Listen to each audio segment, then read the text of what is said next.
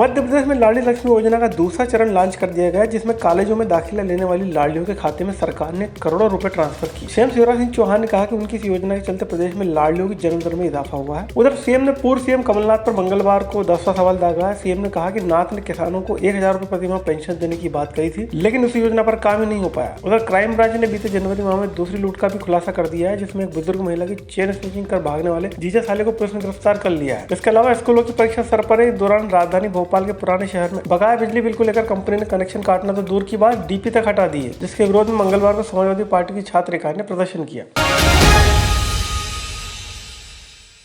लाडली योजना के दूसरे चरण में बेटियों को कॉलेज में दाखिला और उच्च शिक्षा के लिए सरकार ने स्कॉलरशिप देने की शुरुआत। सीएम शिवराज सिंह चौहान ने भोपाल के Kushabhau Thackeray international convention centre में 3,28,307 लाडली बेटियों के खाते में 105 करोड़ 80 लाख रुपए की राशि ट्रांसफर की। सीएम ने कहा कि हमने इस योजना का असेसमेंट कराया, जिसके बाद प्रदेश में लाडलियों के जन्म दर में बढ़ोतरी हुई है। हम इस मामले में और बेहतर करने का प्रयास कर रहे हैं। हमने लाडली लक्ष्मी योजना का असेसमेंट करवाया, तो इसके कारण बेटियों के जन्म में वृद्धि हुई है, बाल विवाह कम होते जा रहे हैं, बेटियों की शिक्षा बढ़ती जा रही है, समाज में बदलाव लेके आई है लाडली लक्ष्मी योजना। और इसलिए आज मैं पूरे प्रदेश में अपनी लाडली लक्ष्मी बेटियों से जुड़ा, जिनको आज स्कॉलरशिप मिली है। मेरा मन गदगद है, प्रसन्न है और मुझे संतोष है कि ये योजना बेटियों के प्रति समाज में बदलाव लेकर आ रही है। लाडली लक्ष्मी योजना में जो लाडली लक्ष्मी 2 बनाई थी, उसमें कॉलेज की पढ़ाई के लिए भी हम पैसा देते, 12,500 एडमिशन पर, 12,500 डिग्री प्राप्त करने का। सीएम शिवराज सिंह ने पीसीसी चीफ कमलनाथ से 10वां सवाल पूछा। सीएम ने कहा कि वे चुप क्यों हैं और जवाब क्यों नहीं। सीएम ने नाथ से पूछा कि किसानों के लिए नई सामाजिक सुरक्षा पेंशन का वादा किया था। नाथ ने कहा था कि 60 साल के ऊपर के ऐसे किसान जिनके पास 2.5 एकड़ का खेत है और जिनकी आय अब तक और जिनके पास आय का जरिया नहीं है, ऐसे किसानों को सरकार 1000 रुपए माहवार पेंशन देगी। लेकिन कमलनाथ बताए आखिर इस योजना पर काम क्यों नहीं हो पाया। मैं अब तक 10 सवाल पूछ चुका हूं। कांग्रेस ने, कमलनाथ जी ने एक भी सवाल का उत्तर नहीं दिया है। इसका अर्थ है कि वो गुमराह करते हैं, झूठ बोलते हैं, भ्रम फैलाते हैं केवल वोट लेने के लिए। अगर उनने लिखा था तो किया क्यों नहीं? और इसलिए आज मैं फिर पूछ रहा हूं, कमलनाथ जी, आपने वादा किया था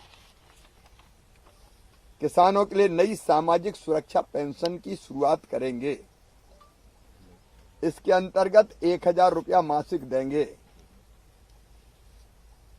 और बाकायदा आपने कहा था कि 60 वर्ष के एवं 2.5 एकड़ से कम भूमि धारक तथा किसी अन्य स्रोत से आय ना होने वाले किसानों को शामिल करेंगे, ये वचन दिया था। छात्रों की परीक्षा सरपरे और उधर पुराने शहर में बिजली कंपनी ने कई सारे डीपी हटाकर बिजली काटने का जो सिलसिला शुरू किया है, तो विरोध में समाजवादी पार्टी की छात्र इकाई ने विरोध प्रदर्शन किया। इस दौरान प्रदर्शनकारियों ने ऊर्जा मंत्री प्रद्युम्न सिंह तोमर का पुतला भी फूका। सपा कार्यकर्ताओं की मारे सरकार गरीबों की मदद करने की बजाय उन्हें सता रही है। आज हमने मंत्री जी का पुतला जलाया है, प्रद्युम्न सिंह तोमर जी का।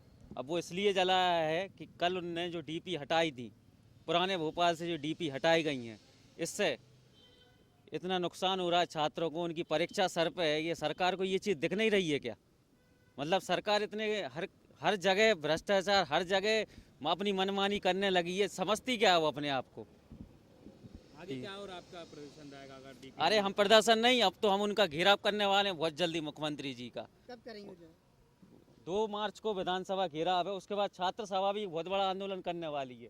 क्राइम ब्रांच ने बीते जनवरी माह में हुई 2 लूट का खुलासा कर दिया है। क्राइम ब्रांच ने एक बुजुर्ग महिला को झांसे में लेकर उसकी सोने की चेन लूटने वाले जीजा साले को गिरफ्तार किया है। क्राइम ब्रांच की माने तो पकड़ गए जीजा साले का कोई आपराधिक रिकॉर्ड नहीं है। पैसे के लिए दोनों ने बुजुर्ग महिला को अकेले पाकर निशाना बनाया। इसके बाद पुलिस अनुसंधान ने सीसीटीवी कैमरे और मुखबिर की सूचना पर दोनों को गिरफ्तार कर लिया गया है। उन्होंने पहला वारदात करना बताया है कि ये लोग जो है लंबे समय से जो है स्कूटी से घूम रहे थे, पैसे की ज़रूरत थी, तो फिर उसके बाद जो है बुजुर्ग महिला के घर पे गए। जाने के बाद इन्होंने कई देर तक जो है कई समय तक उसको जो है बातों में उलझाने के बाद एक बार महिला जब ट्रस्ट में आ गई तो उन्होंने जो है चेन स्नैचिंग की घटना को जो है अंजाम दिया।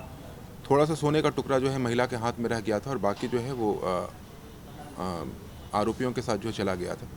इसी टेक्निकल एनालिसिस के बेसिस पे जो है हमने जो है उनको गिरफ्तार किया है। गिरफ्तार करने के लिए जो है सूचना एकत्र की और हबीबगंज पुलिस को जो है इत्तला की।